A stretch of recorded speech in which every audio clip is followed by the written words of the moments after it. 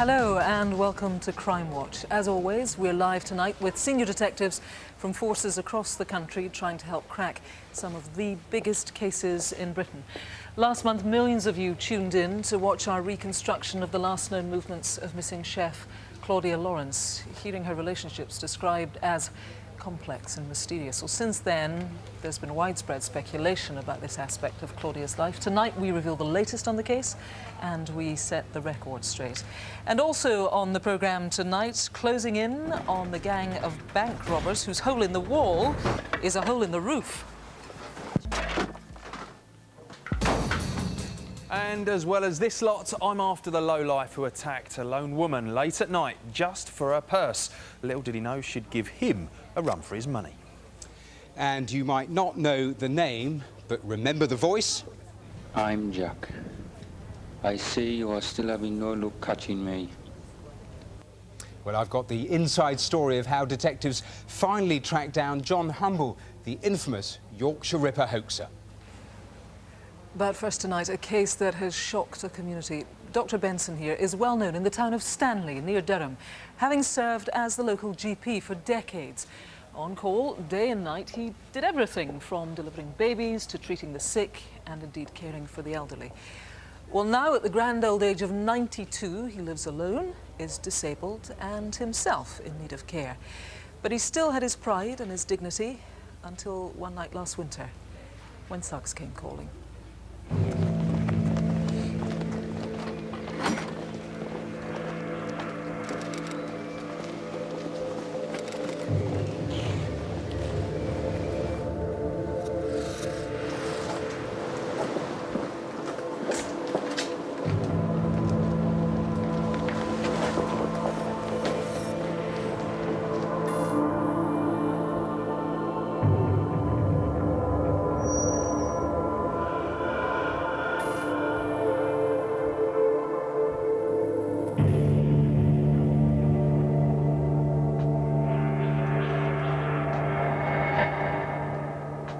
This is the house that the young men were interested in. It's occupied by an elderly gentleman. He's 92 years old, frail, and lives here on his own. But just over 24 hours later, he was in the midst of the most terrifying ordeal of his life. Is there anything else you would like, Doctor? No. The doctor was born in 1918. He had a good education and followed in the steps of his father.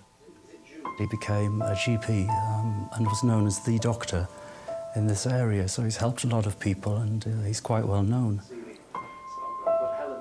He was in general practice and then did psychiatric medicine. That was really the love of his life, I think. Right, Doctor, can you turn yourself around, please?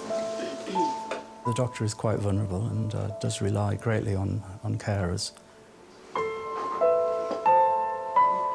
He has had the lower part of his left leg amputated due to poor circulation. He can only move around the house in his chair and he has a stair lift, so he is really quite severely disabled.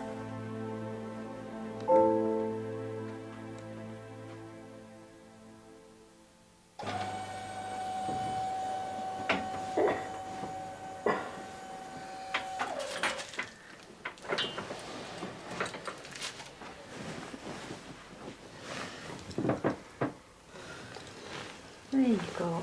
Oh, thank you. Okay. Night, Doctor. I'll see you in the morning.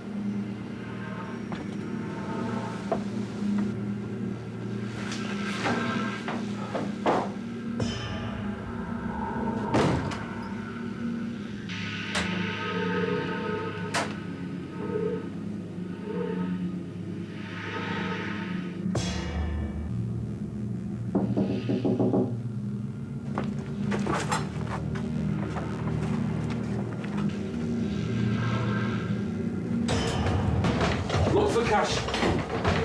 There must be a safe here somewhere. It's gotta be cash. Try in the other room.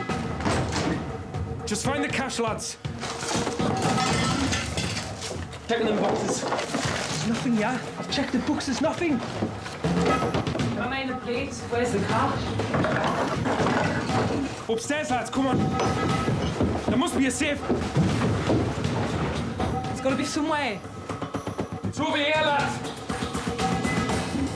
There's gotta be a key. The old man will have it.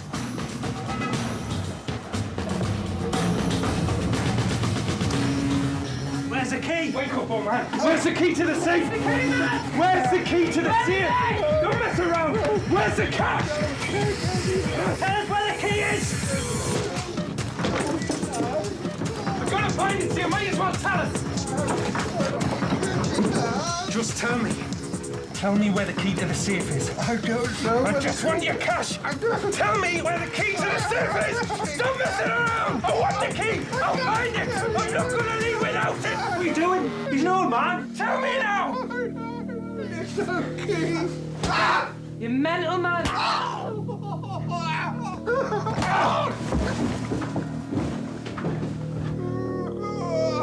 I want the key. There is a steady.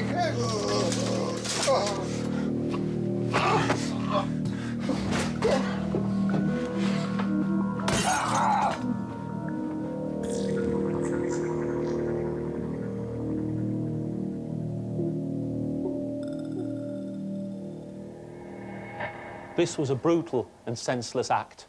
The gang wanted money, but Dr. Benson doesn't keep any in the house. They wanted the keys to the safe, but it's always empty.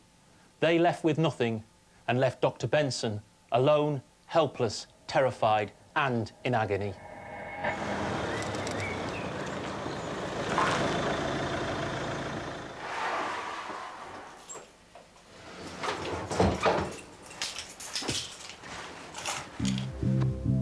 The house was just a complete and utter mess, just terrible, trashed.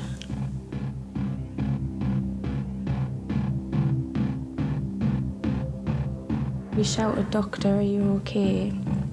And he responded, "I've been burgled." So we ran up and found him in his bed. Horrific. I saw a poor old man, battered and bleeding and cold. Just awful.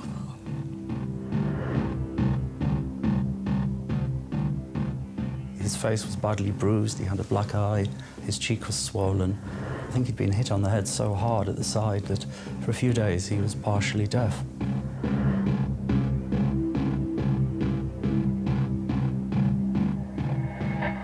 My officers and I want to catch the men who did this to Dr. Benson, and it's possible that you can help. CCTV shows two people at the house the night before the burglary. They're wearing dark clothing and balaclavas. One has white trainers and a tracksuit with piping on the shoulder. The other has a jacket with a flash on the sleeve. One member of the gang is very distinctive. He's 6 feet tall with blonde hair, and he spoke with a coastal accent. That means he's from North Shields, which is east of Newcastle. If you know any of these men, please talk to us. I think deep inside it has shattered his confidence. He's frightened about being in the house on his own, especially at night. He was a sitting target. He couldn't move. He was at their mercy. What they did was despicable. They're just weak, they're cowards. They're not real men. He was at their mercy. I'm joined now by Detective Inspector Jeff Smith, who is leading the inquiry. Thanks for joining us, Jeff. The force here is almost unbelievable. A 92-year-old man. It's appalling. Yes, Dr. Benson didn't know where the keys to the safe were, so he couldn't tell the perpetrators. There isn't any money in the house, But the people entered that night, they were convinced that there was money in that safe, and they were determined to get into the safe, and they'd do almost anything to get into it. What's really sadistic is there is one member, it seems, in particular of this gang who was determined to leave this poor old man completely vulnerable. Yes, the person who attacked him left him in a terrible state. He removed his bedding, and then he removed his panic alarm, the hoist, the wheelchairs, and then pulled the telephone wires out of the walls. I think the other two people that were involved in this offence felt uncomfortable about the level of violence, and I'm appealing tonight for them to come forward. OK, you believe that the doctor was targeted, you believe the gang's local? I believe that some of the gang are local with the knowledge of where the premises was, but I also think some of the gang were not from Stanley. Now, they left empty-handed, they didn't get any cash. They left something behind, in fact. Tell us what that was. This is a lamp that was left behind. It's used for poaching, or what they call lamping in Durham, and on the side there's a small insignia. This was left on a sofa in Dr. Benson's lounge. OK, that could be significant if somebody notices it missing from their house. Yes. They want to talk to us. Someone in Stanley, Dr. Benson's hometown, must know who these blokes are. If that's you, then please do the right thing. You saw the terrible state that old man was left in. Pick up the phone now, 0500 600 600. You might want to remain anonymous, that's fine too. You can call the independent charity Crime Stoppers. I'll give you their number now. It's 0800 555 111. If it were useful for you to see our reconstruction again, it is of course online as always, bbc.co.uk/crimewatch. Now here's Rav with some criminals caught in the act. And one coward gets more than he bargained for in this month's CCTV. A Saturday night out in Chester in December. Everyone's dressed to impress and ready to hit the dance floor. Except this lad inside, who's waiting to hit someone. He wants revenge after being bumped into on the dance floor. Hardly a crime. He hides on the stairs while his mate keeps lookout. As his victim comes around the corner, he smacks him in the face, fracturing his eye socket so badly he needed reconstructive surgery. Pointless, premeditated violence. Stop these thugs before they strike again. 2:30 in the morning at Cricklewood train station in northwest London last December. This young woman is buying a ticket to Luton Airport. But what's this man up to? He approaches her from behind, strikes up conversation, and then goes for her purse. He gets more than he bargained for as she fights back, but eventually he manages to run off with her money. His victim gave chase for a quarter of a mile before losing sight of him. She couldn't catch him, but you can. Take a good look. He attacked a woman alone at night. Who knows what he'll do next? Stop him. Party time at this hotel in Kensington, West London last June. Everyone's having a laugh until this party pooper takes offence to a joke and the mood turns. With a single punch, he sends his victim flying, breaking his jaw.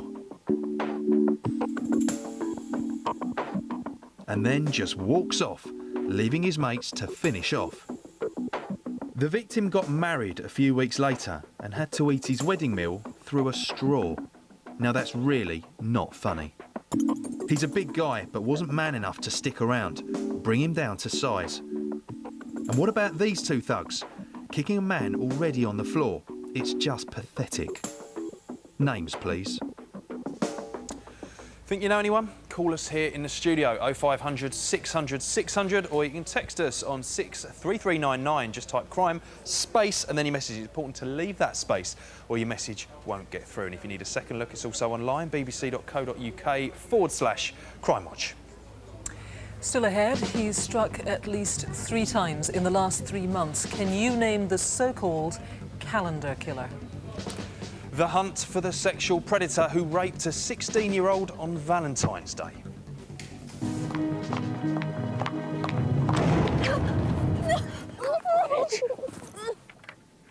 I think she's absolutely devastated. And the incredible story of how detectives finally caught the notorious John Humble, the man who became known to the world as the Yorkshire Ripper hoaxer. For 25 years, he led the police, the public and the media on a merry dance. But it was a costly joke. Millions and millions of pounds and precious time was wasted as the real Ripper was left to keep on killing. So all of that is still to come. Now, you may think you've heard it all when it comes to bank robberies. Far-fetched tales of inside jobs, underground tunnelling and complex safe cracking. Now, one gang in Lancashire think they've found an ingenious way of getting their hands on the cash. They quite literally drop in unannounced.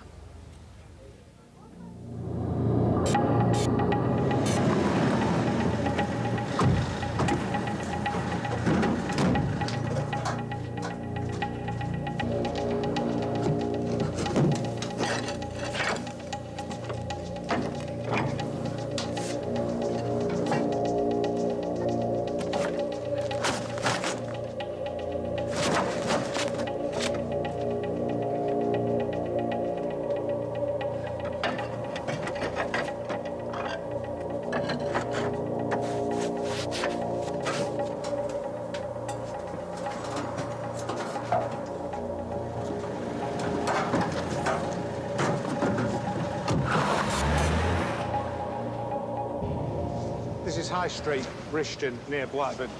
On Friday, the 27th of February, customs and staff at the local HSBC branch were going about their normal daily business. What they didn't know is that they were being watched.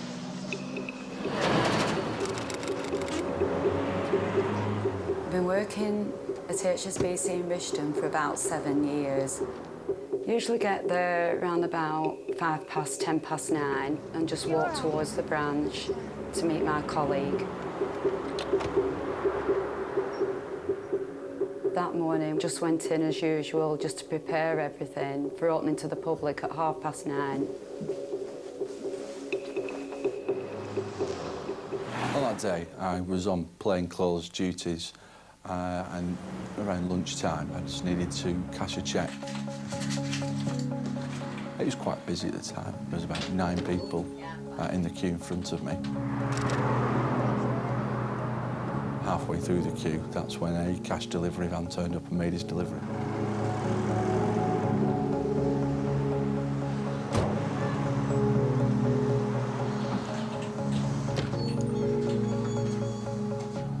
Right, love. Are you right? Yeah.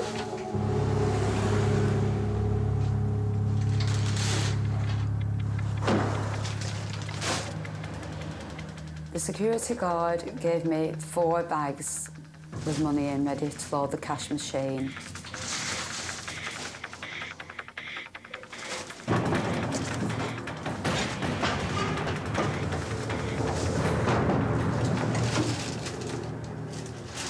Just as I got to the front of the queue, the security guard appeared to finish his delivery and left the bank.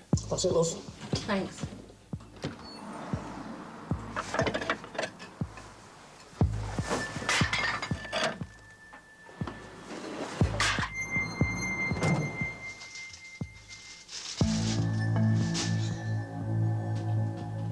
Just after the last bag had been put in the cupboard, there was an almighty crash.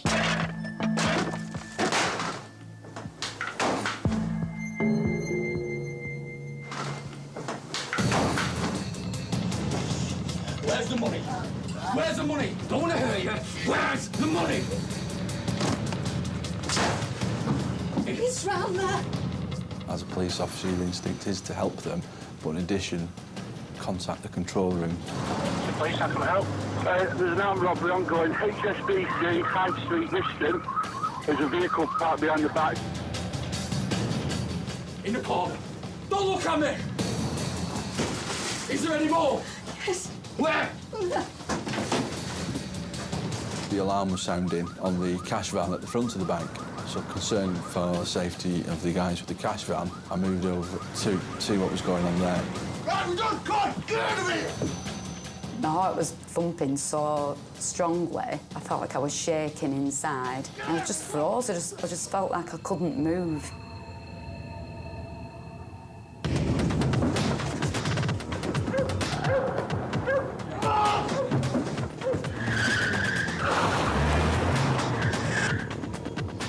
A witness saw a male of Asian appearance in his 30s, 5'6" in height, wearing an orangey-brown jumper, helping the robbers in their getaway. We need to know who this male is.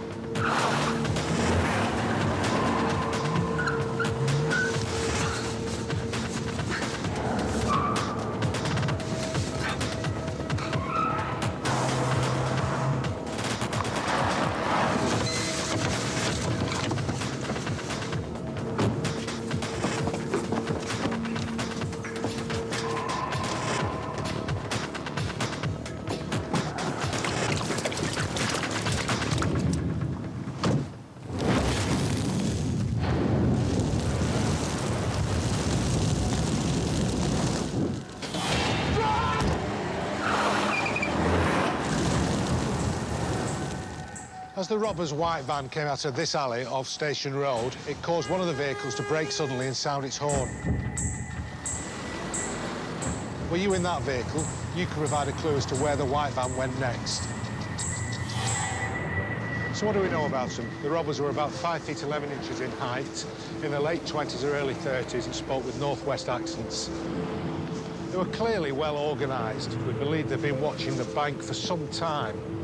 3 weeks earlier, a witness had seen a white van parked up. One of the men inside was seen filming the bank. Who were these men? In the days beforehand, we know that the robbers went as far as to prepare a hole in the bank roof for quick access during the robbery, but they were careful to cover their tracks. In a small community like Rishton, an incident like this is unheard of. The raiders got away with a substantial amount of money and subjected the staff to a terrifying ordeal, one they'll certainly never forget.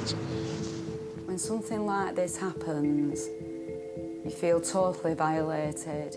Straight after the raid, I just kept turning it over in my mind, what if? But I just feel so grateful that we got off as lightly as we did.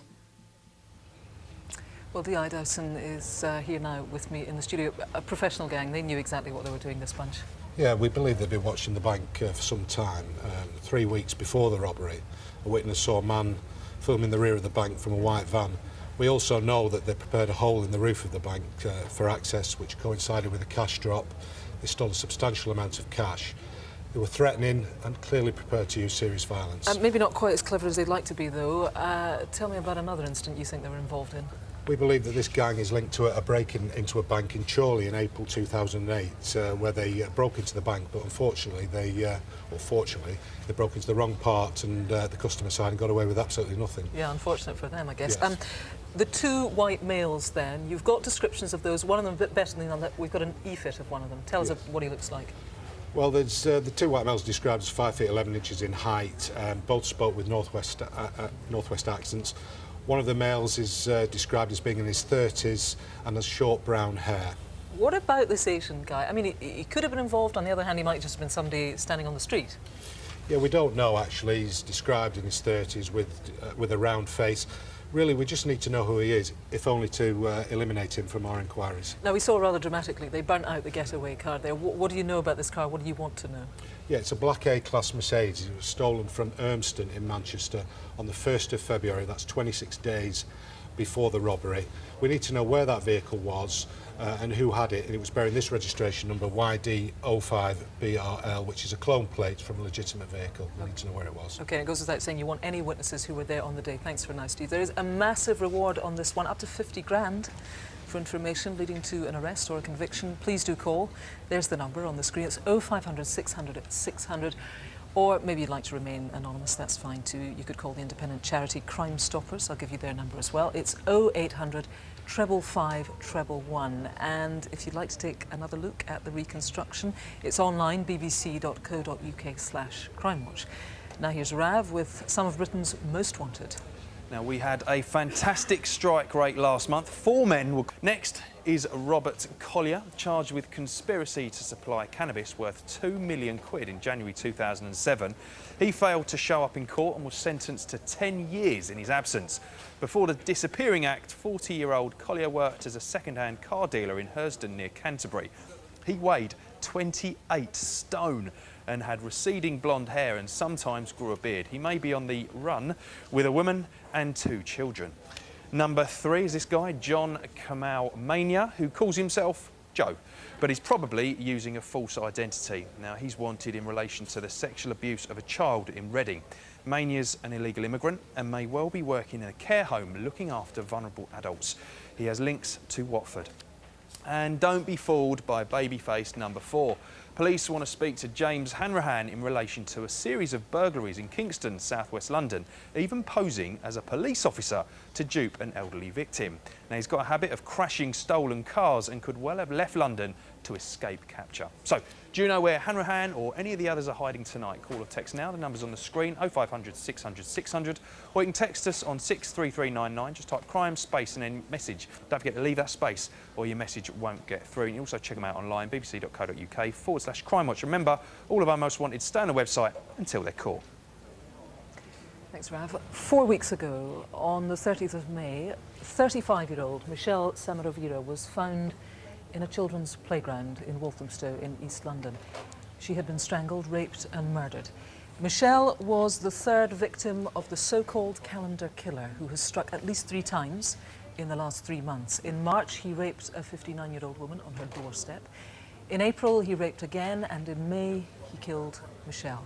All 3 of the attacks took place within just a mile radius of each other, all at around about 1 o'clock in the morning, and all at the end of the month. Well, detectives are so worried that this man will strike again that they're going to knock on 9,000 doors to take DNA samples from Asian men in Walthamstow who fit the attacker's description. It is the biggest operation of this kind in London since the Sally Ann Bowman murder.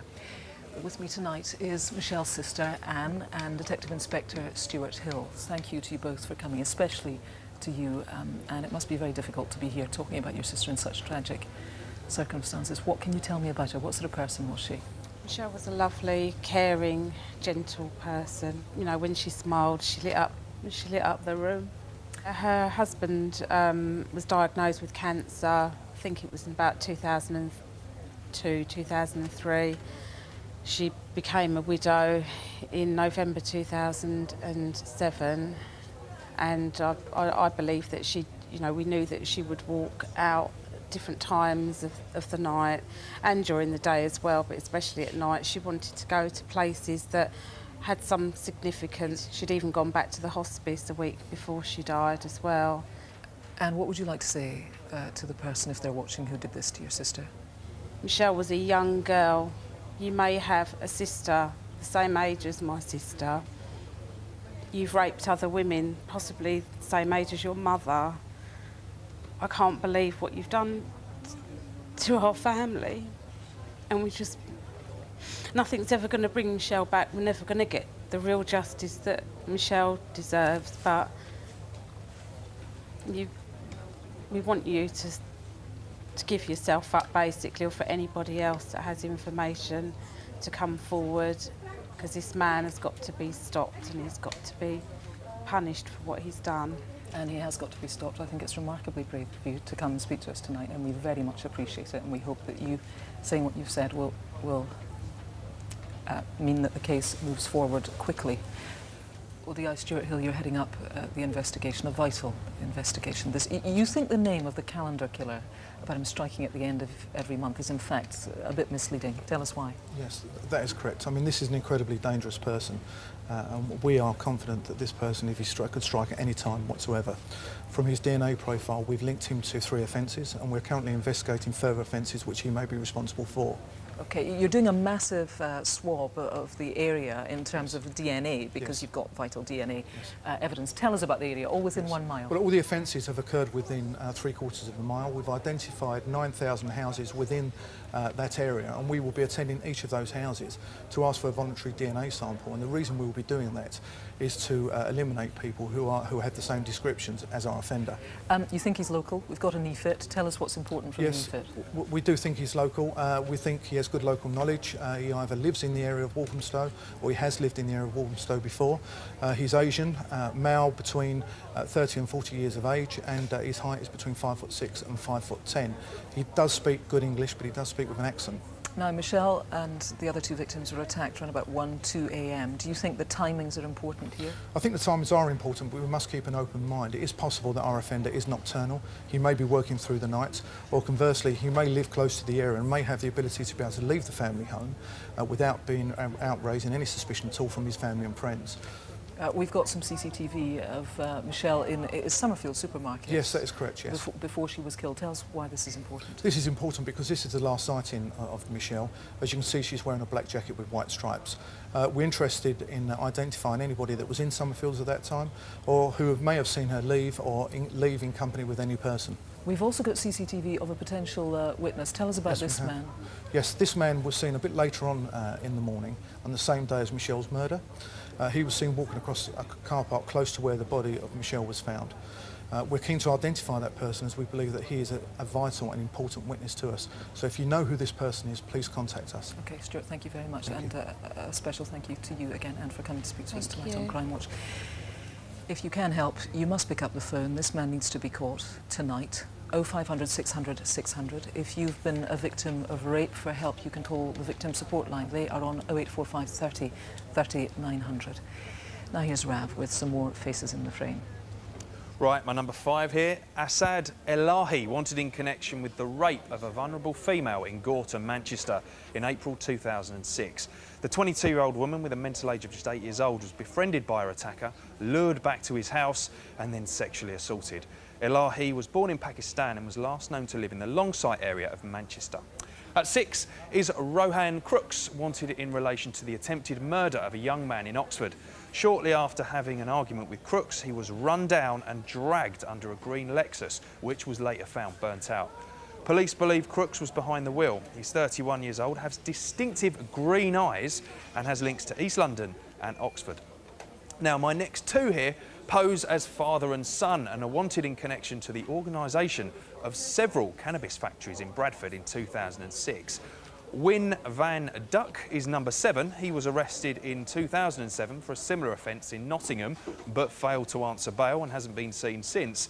He's 51 years old and also uses the names Mr Hong and Mr Khan. His mate here is 31-year-old Sen Bartrin, also known as Hey Trin, at number 8. He's wanted by 3 separate police forces and has been on the run for 2 years. Both Duck and Trin, originally from Vietnam, are also wanted for using fake British passports. So come on, let's catch them tonight. Call now 0500 600 600 and don't forget you can also check them out online, bbc.co.uk/Crimewatch. Thanks, Rav. In the early hours of Valentine's Day this year, a man was loitering on the streets of Bristol city centre. He was looking for a woman to rape. He found one, a girl, barely out of school.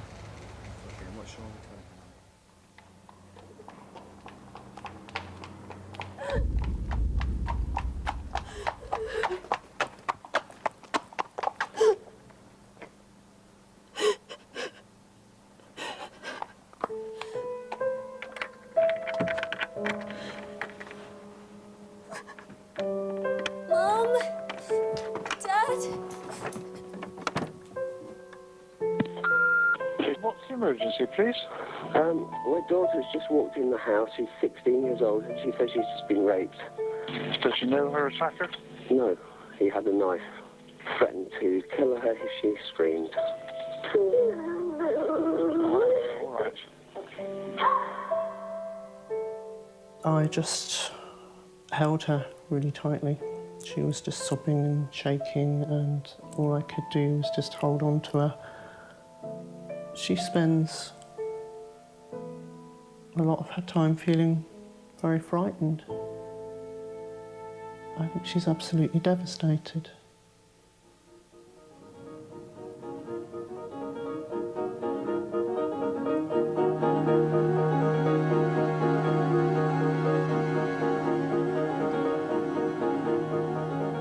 On the 14th of February, a group of young college friends got together to see one of their favourite DJs perform here at Clockwork Club in Bristol. For many young teenagers, Valentine's Day holds special memories.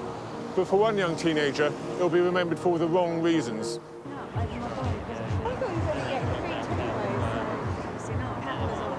Come on, we're going home. Come on. We're going home, come on. See ya. Bye. Bye-bye. Come on. Time, let's go. Good night, then? Yeah, it was a great night. Hang on, my feet really hurt. All right, guys, come on. Hurry up. Feel a bit lonely.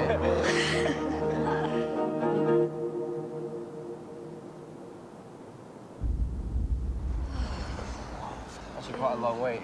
But this has actually turned out to be quite far. Guys, I reckon I'll be all right from here. You sure? Yeah, I'll be fine. All right. I'll do it one day. Okay. All right, I'll see you tomorrow. Okay. Bye. Bye. See ya. See you later. She left her friends at 5:06 and continued home alone. From CCTV cameras, we know that she went up Sussex Place and onto Sevier Street, where she was seen by a camera from a food store. This is the last camera sighting we have of her. It's now 5:13 a.m. and she was still alone.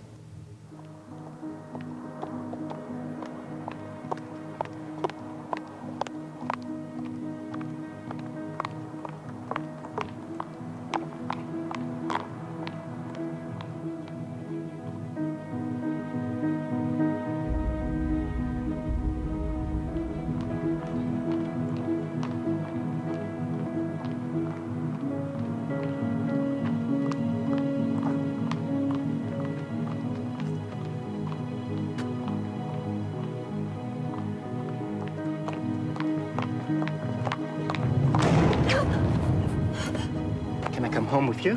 No. I got a knife. Quiet. I'll kill you. Stop it. Quiet or I'll kill you.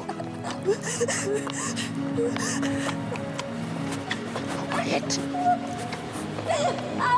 In here.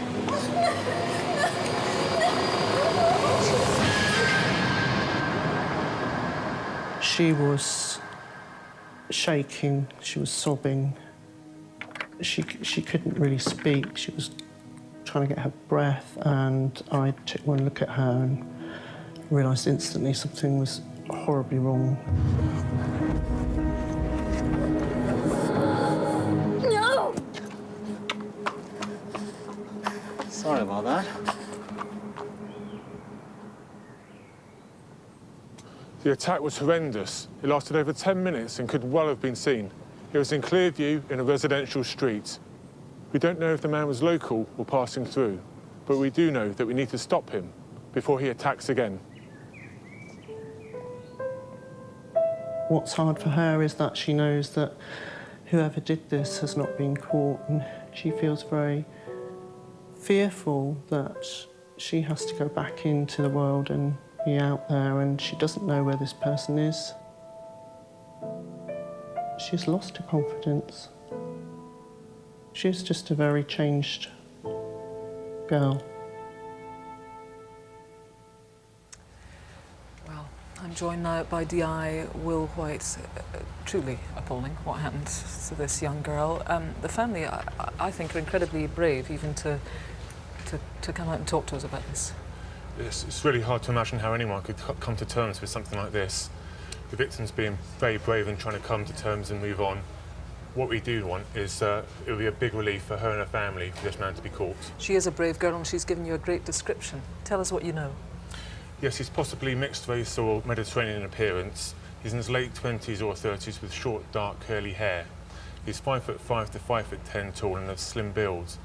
We believe that someone may know who this man is from something he said, or they may have concerns having watched this tonight about someone they know who acted strangely on Valentine's Day, or who left the area soon after, maybe a partner, a colleague or a friend. We need that person to pick up the phone and to call us.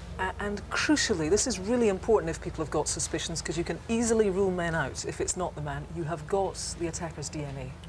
Yes, unfortunately we don't have a match from the DNA database, but it does mean that if people weren't involved, we can rule them out, or equally can identify the offender very quickly, but we do need people to come forward with names for the EFIT. Of course, that's the important thing. Can you take us, Will, through the journey that the young lady took?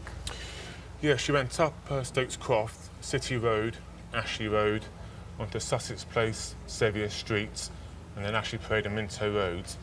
In particular, we've got a sighting of a vehicle on York Street, a dark vehicle with an occupant and someone stood near it. They could be important witnesses. If they are watching, or if anyone saw that, we need them to come forward. OK, we're out of time now, Will, but I should tell people that on our website, we've got some crucial pictures of people who could be witnesses. You might not know quite reasonably you've got anything to do with this. Take a look on our website, see if you were there that night. It was the early hours of the 14th of February. Stranger rapes are very rare, but clearly this man is extremely dangerous. He may well offend again. If you know anything, however minor you think it is, call us 0500 600 600. I'll give you the victim support number again. Maybe you've been affected by rape. 0845 30 30 900. If you need another look at our EFIT, our reconstructions online, bbc.co.uk/Crimewatch. Now here's Matthew and Rav with news on some previous cases. First, the latest on the disappearance of Claudia Lawrence, the 35-year-old chef from York who's been missing since the 18th of March. Last month, we reconstructed Claudia's last known movements and two possible sightings that police believe could hold the key to finding her. We had over 60 calls as a result of our appeal, a fantastic response, and a new key witness has come forward saying he saw the couple on Melrose Gate Bridge on Wednesday the 18th of March rather than Thursday the 19th. But still no one has come forward to identify themselves as the couple. So, was this Claudia? Now, since our programme, there's been widespread speculation about Claudia's relationships, which we described as complex and mysterious. Now, police do not believe Claudia had multiple partners at the time of her disappearance, but are saying her relationships are key to solving this case. So, if you were involved with Claudia, you need to get in contact with the police now. Now, since our appeal, more forensic searches have been carried out at Claudia's local, the Nag's Head, and we'll keep you updated on developments. Now, back in July 2007, we reconstructed an armed robbery at Rayleigh train station in Essex and the courageous actions of a commuter. I think the first time that I actually realised something was wrong was when I saw the security guard. In those few seconds that I had to make a call on what to do, I took it upon myself to just go for it and try to help.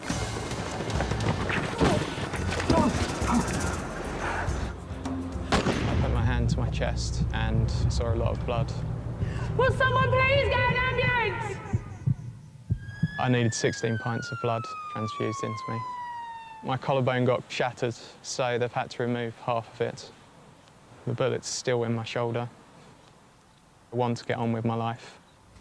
Well, great news, because earlier this month, Brian Wall was found guilty of shooting Adam and planning a series of armed robberies. He was sentenced to a minimum of 12 years. Now, in February, we reconstructed a horrific arson at a family home in Liverpool, which led to the death of this little girl, 3-year-old Francesca Bibson. Her father, mother, brother and 2 sisters all escaped the blaze, but sadly, Francesca did not and died 3 weeks later in hospital. Well, a fortnight ago, a 44-year-old man was arrested and charged with Francesca's murder, the attempted murders of her family, and arson with intent to endanger life. And we'll be following that court case very closely. Well, back in that same month, we also featured the vicious attack on 89-year-old Bob Schofield, who was left for dead when thugs broke into his home. Hello? Hello? Anybody? What are you doing? Get out of here! Get out of my place! Get out!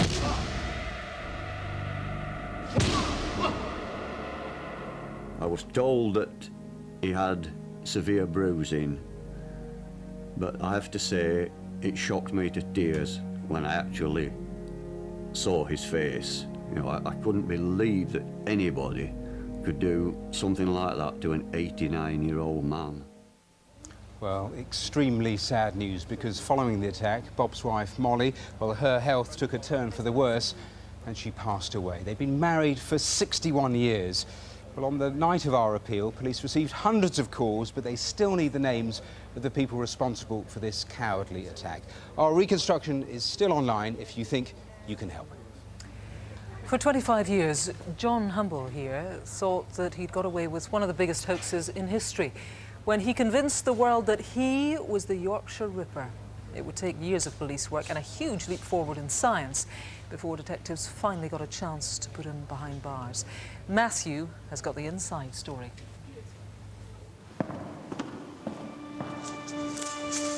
The body was found here in the ground.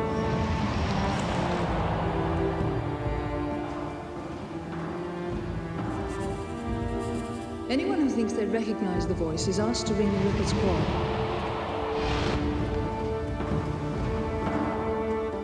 Police admit that so far they've had very little evidence to go on.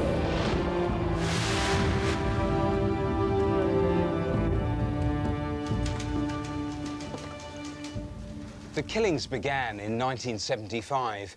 Women were being murdered with sickening barbarity. In just 3 years, 7 victims died at the hands of one man. No one doubted the Yorkshire Ripper would strike again. It was only a question of when and where. By 1978, the manhunt for the Ripper was already one of the biggest in the history of British policing. And Assistant Chief Constable George Oldfield was the detective the country was relying on to get a result. We've got 4 in Leeds, 2 in Bradford, and 1 in Manchester. George and his team had followed up hundreds of leads, interviewed thousands of suspects, but still desperately needed a breakthrough. The pressure on George Oldfield to catch the murderer would have been absolutely immense and would have increased with the discovery of every new victim. In March 1978, a letter landed on George's desk. Another arrived at the Daily Mirror. Both had a Sunderland postmark, and both had been signed Jack the Ripper. Claiming to be the killer, he taunted police, saying they'd missed out one of his victims, a 26-year-old prostitute called Joan Harrison. Joan's murder had never been officially linked to the Ripper murders, despite similarities. It was enough to get George's attention, but not enough to convince him the letters were genuine. until a third arrived a year later. It too had a Sunderland postmark, but this time forensics would prove a link to Joan Harrison. The man who'd written the letter and the murderer both had the same blood group. Once we tested the envelope, we knew that the person who'd licked the envelope was a B secreta, and this set off alarm bells, if you like, in that the first letter had mentioned Preston 75, which was believed to refer to the murder of Joan Harrison, and in that case we knew that there was also a B secreta had left fluid at the scene there. The third letter was to change the whole course of the investigation. Now George had far more than just a hunch. He had forensic evidence that suggested the killer and the writer were the same man. 3 months later, a tape arrived from Sunderland. It was addressed personally to George Oldfield. I'm Jack. I have the greatest respect for you, George, but Lord, you are no nearer catching me now than 4 years ago when I started. George needed to respond, so with handwriting analysis and forensics proving the tape was from the same letter writer, he hoped that someone, somewhere, would now recognise the voice. Reporters assembled from all over the country to hear the taped voice of a man who claims he's killed 11 women. Anyone who thinks they recognise... Hundreds of people called in saying they recognised the voice. This generated thousands of actions for the investigation team. Voice experts narrowed down the accent to Castletown, a tiny mining village near Sunderland. The whole investigation shifted to the northeast. It seemed like the police were finally closing in on the Ripper. Then, in September, just as the tape had predicted, another victim was found. Maybe September, October. George decided to draft guidance for all police forces across the country. The document said that anyone who didn't have a Geordie accent should be eliminated from the inquiries. Now that had dire consequences and set in motion two very different reactions from two very different men. One man was now gaining in confidence, while the other grew more agitated as police started going door to door in his hometown. Speak that, I can't hear you, it's a bad line. It's a fake. What's a fake? The tape recorder.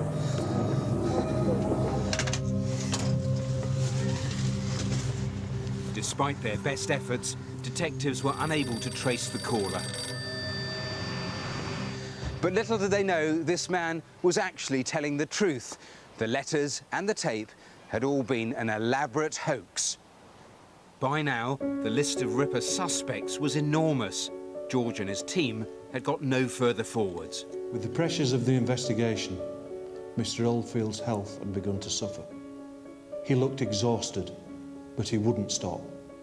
Later that year, George Oldfield suffered a heart attack and was finally forced to step down from the investigation. By 1981, police had spent around 2.25 million man-hours hunting for a killer who'd by now claimed 13 lives.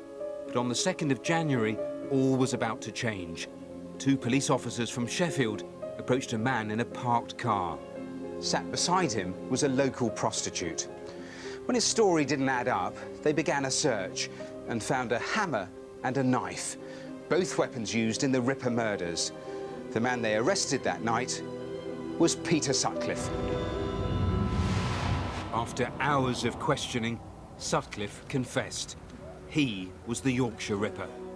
Detectives had got incredibly close to catching Sutcliffe over the years. They'd interviewed him 9 times. But the hoaxer had such an effect on the course of the investigation, the real Ripper managed to slip through the net. Sutcliffe was found guilty of 13 murders and 7 attempted murders. He was sentenced to life. At his trial, the judge said, the scent was falsified by a cynical, almost inhumane hoaxer. I expressed the hope that one day he may be exposed. It would be 25 years before that opportunity finally arose. 4 years ago, West Yorkshire Police's Homicide and Major Inquiry team started reviewing cold cases as far back as 1974. The Yorkshire Ripper hoaxer was one of them.